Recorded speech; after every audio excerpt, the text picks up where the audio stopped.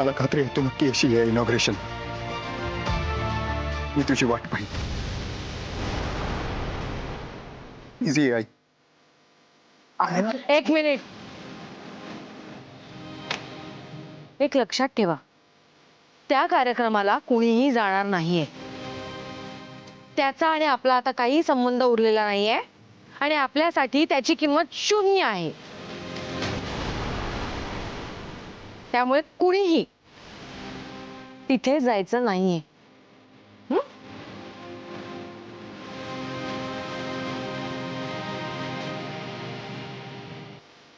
दिवसाचं मस्त आग पेटली आहे. आता यावर ना हात शेकायला खूप मज्जा येणार आहे.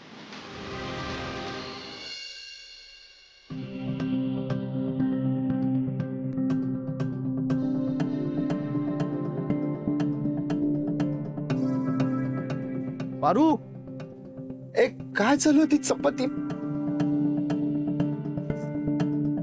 काय झालं पारू? पारू इकडे बघ, इकडे बघ. काय झालं मला सांग. आदित्य सर, नेमकी परवाच सराव परीक्षा आली आहे. चांगलं आहे ना. सर्व परीक्षा तुझा तर अभ्यास झालाय. नाही तसं नाही.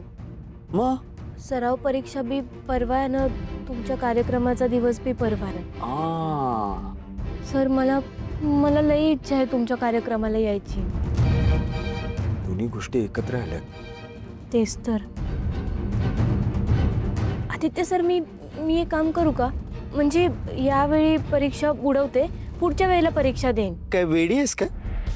काय बोलतीस पारू? परीक्षा अजिबात बुडवायची नाहीये सर. प्लीज. तुझं 12वी पास होणं हे इनॉग्रेशन पेक्षा जास्त महत्वाचं आहे.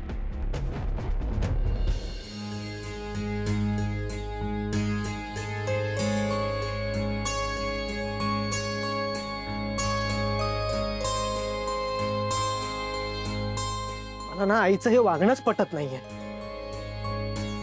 दादा केवढ्या सन्मानाने आला होता तिला आमंत्रण द्यायला. काय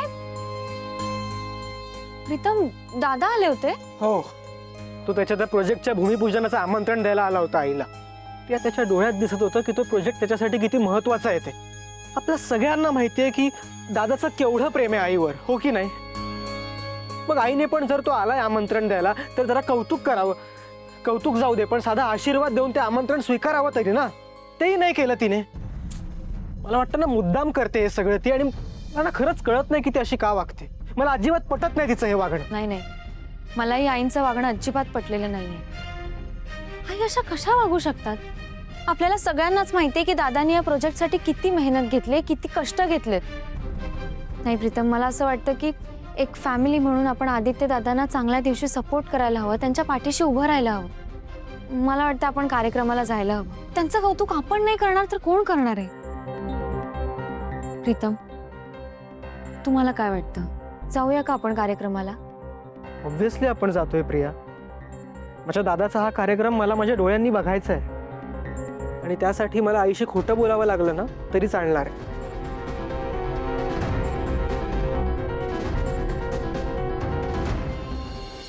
मी एक काम करतो, मी ते इनॉग्रेशन थोडं पुढे ढकलतो. नाही, नको. असं काय बी करू नका. आदित्य सर, हे बघा, आत्ता कुठं आपल्या आयुष्यात समजा चांगलं होतंय, त्यात विनाकारण कुठलं व्यत्यय नको यायला. गुरुजींनी सुद्धा चांगला मुहूर्त काढलाय, पत्रिका सुद्धा वाटल्यात, त्यामुळं कार्यक्रम ठरलेल्या दिवशीच होणार. हो, पण मला ऍक्च्युली इनॉग्रेशनच्या वेळी तू तिथे हवी होतीस. तुम्ही नका काळजी करू. मी मन लावून अभ्यास करेन, पटापटा पेपर सोडवेन. मी ना त्या दिवशी पटदिशी पेपर लिहेन आणि तुमच्या कार्यक्रमाला येईन. एकदम वेळेत पोहोचेन मी. तसंही चालेल. हा? बेस्ट. एक मिनिट. कार्यक्रमाला यायच्या नादात घाईघाईत पेपर सोडू नको पारू. तुला चांगले मार्क्स पाहिजेत, लक्षात ठेव.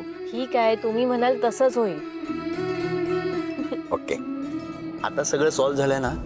हा, आता जरा माझ्या पोटाचं सॉल्व्ह कर. करते. लवकर कर. वय. आणि करपलेली चपाती मलाच दे. मला आवडते अशी खरपूस चपाती. आदित्य सर, काय आहे प्रीतम? एवढे मोठे झाला तरी लहान मुलांसारखे वागता ना?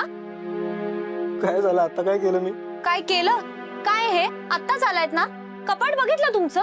जरा पण व्यवस्थितपणा नाहीये. स्वतःचं कपाट सुद्धा नीट आवरून ठेवता येत नाही तुम्हाला.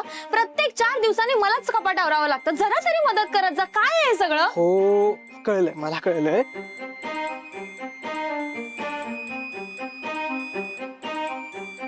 प्रिया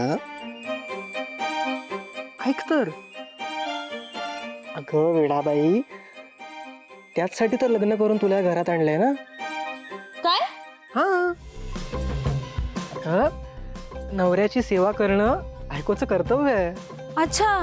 आणि असं नवऱ्याचं कपाट वगैरे लावलं ना, एक्स्ट्रा पुण्य मिळतं. अरे बापरे, एक्स्ट्रा पुण्य मिळतं का? हो. अरे देवा, मी छान नाही लावलं ना हो कपाट. किती वाईट दिसतंय ते.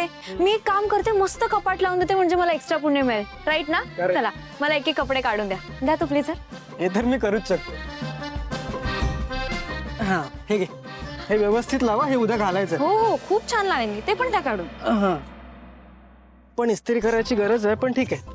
करते सगळं कर. आता व्यवस्थित लावा. आता मी तुझ्या आणि तुझ्या पुण्याच्या मध्ये येणार नाही. ओके, चला. अहिल्या, तुझं वागणं मला अजिबात पटलेलं नाहीये. खरं तर आदित्यने इथे येऊन आमंत्रण देण्याची सुद्धा काहीही गरज नाहीये.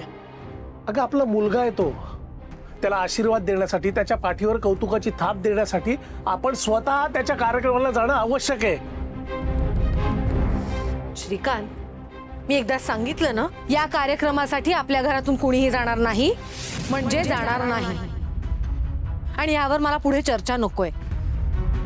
आदित्य आणि पारूवरती विनाकारण राग आहे तुझा अहिल्या. काही चुकीचं केलं नाहीये का त्यांनी. आदित्यने त्याच्यासाठी योग्य जोडीदार निवडलाय. तुला तुझ्या आवडीची मुलगी आदित्यसाठी निवडायची होती, पण ते तुला जमलं नाही म्हणून तुझा इगो दुखावलाय, बाकी काही नाहीये. अगं पण पारूने आपल्या घरासाठी काय काय केलंय याची जाणीव आहे ना तुला. अहिल्या, आदित्यचं सुरक्षा कवच म्हणून ज्या मुलीला आपण शोधत होतो ती दुसरी तिसरी कोणी नसून पारू आहे.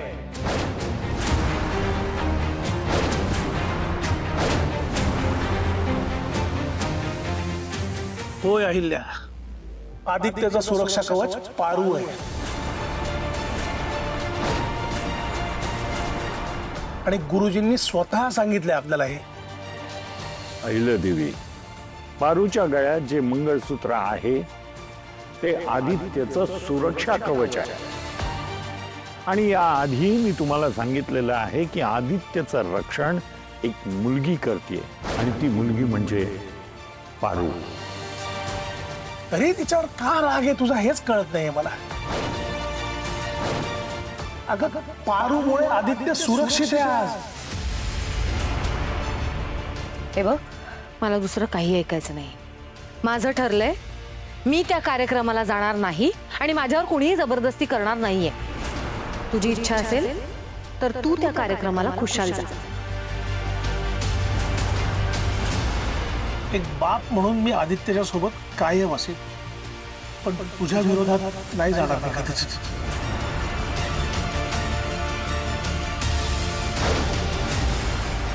अहिल्या, आदित्यचं सुरक्षा कवच म्हणून ज्या मुलीला आपण शोधत होतो ती दुसरी तिसरी कोणी नसून पारू आहे.